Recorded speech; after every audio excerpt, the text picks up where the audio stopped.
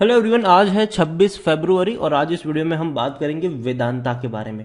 देखिए, वेदांता का जो शेयर है ना, ये 300 रुपये से नीचे जा चुका है और इसकी वजह भी है, वेदांता का जो प्लान था उस तरीके से चीज़ें हो नहीं रही है और ये ही वजह है कि शेयर गिर रहा है और बाजार भैया खुद अच्छे मूड में नहीं है, तो गिरता हुआ नजर भी आ रहा है। ग्लोबली भी बहुत सारी टेंशन चल रही है, उसका भी असर है। वीडियो में उसके बारे में बातचीत भी करेंगे, लेकिन उससे पहले अगर आपने अभी तक चैनल को सब्सक्राइब नहीं किया है तो प्लीज़ अभी इसे सब्सक्राइब कर लीजिए, क्योंकि आगे भी बहुत सारे वीडियोस हैं जो आपको काफ़ी ज़्यादा हेल्प करेंगे।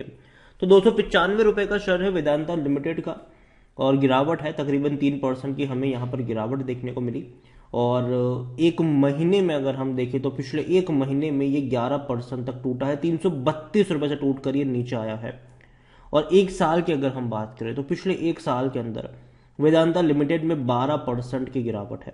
इस बीच अगर हम देखें तो बहुत बड़े लेवल से टूटकर ये नीचे आया था। पहली जो गिरावट की वजह थी वो यही थी कि एक भारी भरकम डिविडेंड पे कर रहा था, उसके अलावा रशिया यूक्रेन क्राइसिस था, उसके अलावा सरकार ने टैक्स लगाया था, उसके अलावा चाइना अनलॉक हो रहा था।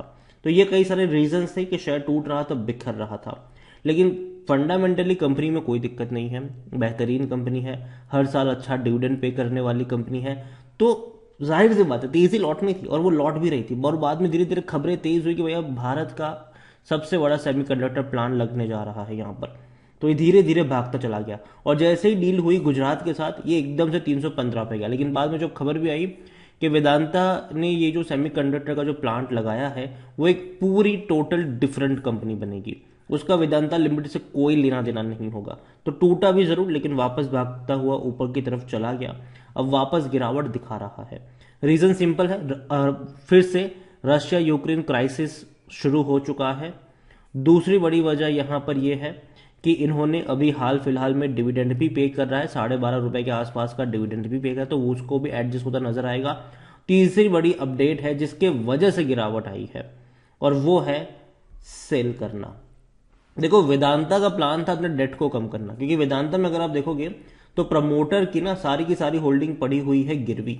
ठीक है, और जब अदानी के केस में ये सारी चीजें खुलना शुरू हुई, वेदांता ने भैया पिक्चर को दूर से देख लिया कि बोला भैया हम कम करेंगे। हालांकि $2 बिलियन तक का इन्होंने कम भी किया है, ठीक है, लेकिन फिर भी और भी ज्यादा कम करने का प्लान था, $7 बिलियन तक का कम करने का इनका प्लान था।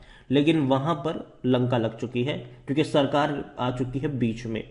अब यहां पर सरकार ने यह भी कहा है कि भैया अगर जाएंगे तो हम लीगल एक्शंस भी लेंगे इनके खिलाफ। ठीक है, यहां पर कुछ खबर इस तरीके से थी कि Vedanta plan to sell its global zinc assets to Hindustan zinc. Again कह दूं, हिंदुस्तान जिंक भी वेदांता की ही कंपनी है, वेदांता ही यहां पर प्रमोटर है, लेकिन हिंदुस्तान जिंक में 30% जितना जो हिस्सा है वो गवर्नमेंट का है, सरकार का भी है। तो सरकार की भी मंजूरी होना यहां पर जरूरी है। अगर सरकार के खिलाफ, मतलब सरकार की मंजूरी नहीं होती तो सरकार भैया इनके खिलाफ भी जाती है ऐसे केस में। और यहां पर आप देखिए, government has asked Vedanta arm HZL to explore other cashless method of acquisition of this asset. सरकार कहती है कि देखो भैया, इतना बड़ा पैसा चुका कर तो आपको नहीं करना चाहिए, पहली चीज। ठीक है, तो और जाहिर सी बात है उससे हिंदुस्तान जिंक को नुकसान तो होगा ही। रीजन सिंपल है, क्योंकि देखो यार, दिक्कत यहां पर अभी यही है कैश की। ठीक है, कैश की दिक्कत होगी आने वाले दौर में और कहीं ना कहीं वेदांता का फायदा होगा, क्योंकि वेदांता को एक बहुत बड़ा पैसा मिलता है इसके जरिए और कहीं ना कहीं इनकी बैलेंस शीट अच्छी दिखना शुरू हो जाती। दूसरी बड़ी अपडेट है कि इनकी सेमीकंडक्टर की फैसिलिटी लगने जा रही है और गुजरात में लगनी थी, और गुजरात में इन्होंने धुलेरा को सिलेक्ट किया हुआ है। अगेन मैं आपको यहाँ पर बता दूं कि इस कंपनी का वेदांता लिमिटेड से कोई भी लेना देना नहीं होगा। लेकिन फिर भी देखो यार, अगर सेमीकंडक्टर वाला बिजनेस ये अच्छे से कर पाते हैं आने वाले दौर में, तो कहीं ना कहीं कह सकते कि अच्छी ब्रांडिंग के लिए भी इनके लिए सही हो सकता है। ठीक है, तीसरी बड़ी अपडेट यहां पर यह कि देखो, वेदांता का अगर आप देखोगे ना, तो वेदांता ने बैंक FD EPF से भी ज्यादा रिटर्न दिया है आपको डिविडेंड के जरिए। इनका डिविडेंड यील्ड अगर आप देखो तो 20% तक का है। पिछले साल ही अगर हम देखें 2022 में, तो वेदांता ने 80 रुपए से भी ज्यादा का आपको डिविडेंड पे किया है, 80 रुपए से भी ज्यादा का, टू बी प्रिसाइज 81.50 रुपीज। इस साल भी अगर आप देखेंगे तो साल के शुरुआत में ही 12.5 रुपए का इसने आपको डिविडेंड दे दिया है। ठीक है, जो कि अगेन बहुत अच्छी बात है, और हर क्वार्टर में आपको डिविडेंड मिलेगा वेदांता में। वेदांता की एक और बड़ी बात यहां पर यह है कि देखो, वेदांता अभी एक कोर्ट केसेस से गुजर रहा है। इनका जो स्टरलाइट का जो प्लांट है, जिसको लेकर काफ़ी ज़्यादा विरोध भी चल रहा है। वेदांता ने पहले सोचा था कि अपने इस कॉपर प्लांट को बेच देंगे, लेकिन बाद में इन्होंने कहा कि देखो यार वो बेच नहीं रहे हैं, बल्कि वो दोबारा इसको चलाएंगे। लेकिन अगेन मैं कह दूँ, ये जो स्टरलाइट प्लांट है इनका कॉपर का, वो अभी भी कोर्ट के पछड़े में फंसा हुआ है। इनकी हियरिंग सुनने बाकी है, और जैसे ही हियरिंग देखते हैं क्या होता है। लेकिन Vedanta may have fair chance to run Sterlite plant again, ये कहना है वेदांता लिमिटेड के जो सीईओ है सुनील दुग्गल, उनकी तरफ से। मतलब एक अच्छा संकेत दिया जाए कि देखो शायद कोर्ट से उनको पॉजिटिव साइन मिल सकता है कि वो दोबारा इस प्लांट को शुरू कर पाए। वेदांता को लेकर अगर हम देखें तो लार्ज कैप कंपनी है, 1,10,000 करोड़ से भी ज़्यादा का इसका मार्केट कैप है। वॉल्यूम देखें तो 1 करोड़ से भी ज़्यादा का, मतलब बहुत बड़ी क्वांटिटी में शेयर ट्रेड हो रहे हैं। इनके रेवेन्यू अच्छे, इनके प्रॉफिट अच्छे हैं।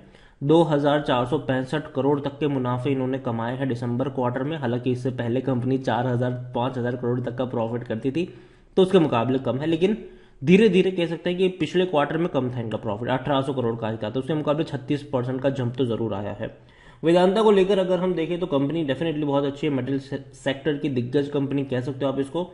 इसके अलावा according to Moneycontrol user 100% लोग कह रहे हैं खरीदारी करो। देखो जो वेदांता 300 रुपये से ऊपर था, मैंने कई सारे वीडियोस बनाए थे कि मैं अभी नहीं खरीदूंगा, मैं वेट करूंगा 300 रुपये के नीचे जाने का, और अभी वो वहां तक जा भी चुका है, तो दोबारा इवेल्युएट करना बनता भी है। यहाँ पर अगर आप बात करेंगे डिविडेंड की, तो जैसे कि मैंने पहले ही कहा कि डिविडेंड से मालामाल करने वाली कंपनी है ये। पिछले साल काफ़ी हाई डिविडेंड पे किया था, इस बार भी 12.5 रुपये का पे किया है। हर क्वार्टर में डिविडेंड पे करेंगे ये आपको। कंपनी के रेवेन्यू शानदार है, काफ़ी हाई जंप रेवेन्यू में हमने देखे हैं। 1,32,000 करोड़ से भी ज़्यादा के रेवेन्यू देखने को मिले, जो इससे पहले 88,000 करोड़ हुआ करते थे। प्रॉफिट भी अगर आप देखो तो प्रॉफिट भी 23,700 करोड़ से भी ज़्यादा के प्रॉफिट हमें देखने को मिल रहे हैं, जो कि अच्छे प्रॉफिट है, बेहतरीन प्रॉफिट है ये। अभी शायद 2023 में थोड़े से कम प्रॉफिट आपको नजर आएंगे, क्योंकि ग्लोबली भी चीज़ें उतनी सही नहीं हुई थी। रशिया यूक्रेन क्राइसिस काफ़ी बड़े जिम्मेदार मैं कहूँगा इसके लिए। वेदांता की अगर हम बात करने जाए तो यहाँ पर प्रमोटर के पास 69.69% की होल्डिंग है, लेकिन प्रॉब्लम यह है कि सारी की सारी होल्डिंग यहाँ पर गिरवी पड़ी हुई है। और एक्चुअली में वेदांता इसी को कम करने की कोशिश कर रहा है। वेदांता के ऊपर डेट भी कई ज़्यादा है, तो जाहिर सी बात है कंपनी कोशिश कर रही है कि ज़्यादा से ज़्यादा जल्दी से जल्दी उस डेट को चुकाया जा सके, और इसी के लिए उनका प्लान भी था इस असेट्स को बेचना। उसके अलावा म्यूचुअल फंड्स के पास 1.19% की होल्डिंग है, 9.85% डोमेस्टिक इंस्टीट्यूशन के पास है, 7.90% एफआईआईस के पास है। रिटेल और अदर की मिलाकर 11.37% की होल्डिंग है, जिनमें से रिटेल इन्वेस्टर्स 8.41% की होल्डिंग लेकर बैठे हुए हैं। देखो ओवरऑल में मैं वेदांता को लेकर कहूंगा कि हाँ गिरावट आई है, और ये एक्सपेक्टेड थी। पहली चीज ठीक है, ये एक्सपेक्टेड थी। जैसे ही सरकार ने इनके प्रपोजल को खारिज किया था, इनके काम में टांग अड़ाई थी, वैसे ही लग रहा था कि अभी और गिरेगा। और मैं मानता हूं कि अभी भी जो कहीं ना कहीं ये जो डेट है ना, ये कंपनी के लिए मुश्किल पैदा कर सकता है। रीजन सिंपल है कि भैया पहले क्या था कोविड के दौरान कि डेट सस्ता था, ठीक है, अभी डेट महंगा हो रहा है, अभी इंटरेस्ट रेट बढ़ रहे हैं, जिसकी वजह से बोझ अब बढ़ने वाला है कंपनियों के ऊपर जिन्होंने भारी भरकम डेट लेकर रखा हुआ है। और आरबीआई ये भी कह रहा है कि भैया आगे और बढ़ सकता है इंटरेस्ट रेट, जो कि परेशानी हो सकती है कंपनियों के लिए। और यही वजह है कि कुछ कंपनियां जो है वो जल्द से जल्द कोशिश कर रही है उसको रीपे करने के लिए भी। तो दिक्कत है यहाँ पर डेफिनेटली है, लेकिन फिर भी मैं मानता हूँ कि कंपनी बेहतरीन है वेदांता। अगर गिरावट आएगी मौका बनेगा यहाँ पर। मैं ये नहीं कह रहा हूँ कि अभी के अभी जाके खरीद लो, लेकिन अगर आपको ये शेयर 250 से 275 के बीच में मिलता है, वहां पर एक अच्छे मौके बन सकते हैं खरीदारी के, तो उस रेंज पर आपकी फुल्ली नजर होनी चाहिए। वीडियो को यहीं पे एंड करूंगा। पसंद आया हो तो लाइक करें, शेयर करें। चैनल पर अगर पहले बाहर हैं तो प्लीज सब्सक्राइब करें, और वेदांता के बारे में आप क्या सोचते हैं वो भी आप मुझे कमेंट में लिख के बता सकते हैं। Thank you.